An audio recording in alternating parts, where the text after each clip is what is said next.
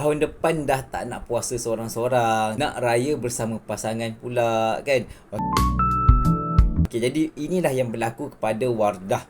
Kalau ikutkan sini, Bazli dan juga Wardah perjalanan cinta di Tirjanah Dok Mai. Katanya berkenalan pada bulan Januari 2023, adalah sesi perjumpaan dan juga akhirnya mereka berkahwin pada 29 bulan 12 2023. Lebih kurang cukup-cukup setahun je dah pun berkahwin. Ni cantik lah betul tak perjalanan cinta Wardah dan juga Bazli ni tadi. Dalam masa setahun je. Kalau tahun depan anda tak nak raya seorang-seorang dah, tak nak puasa seorang-seorang dah, nak ada pasangan lah maksudnya kan. So anda kena mulakan sekarang pencarian jodoh, dan juga dalam tempoh setahun anda dah boleh jumpa pasangan anda, dan juga insya-Allah dalam tempoh setahun ni anda dah bergelar seorang isteri, bergelar seorang suami. Mungkin ada yang berimpian nak kahwin dalam tahun ni, cerah sangat peluang sebenarnya.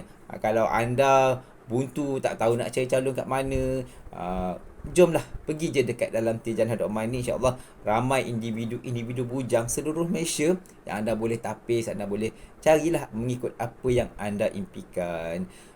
Dan juga nak pula sekarang ni dah ada package RM47 sebulan. Kalau anda tak ambil peluang ni memang rugi sangat-sangat.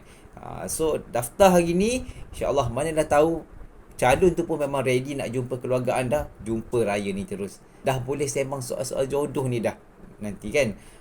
Okay, all the best, cari jodoh cepat-cepat, insya-Allah. Semoga Allah lancarkan semuanya. Kita buat kerja kita serahkan juga kepada Allah Subhanahu Wa Taala untuk menentukan. Tirjanah Dok Mai RM47 sebulan.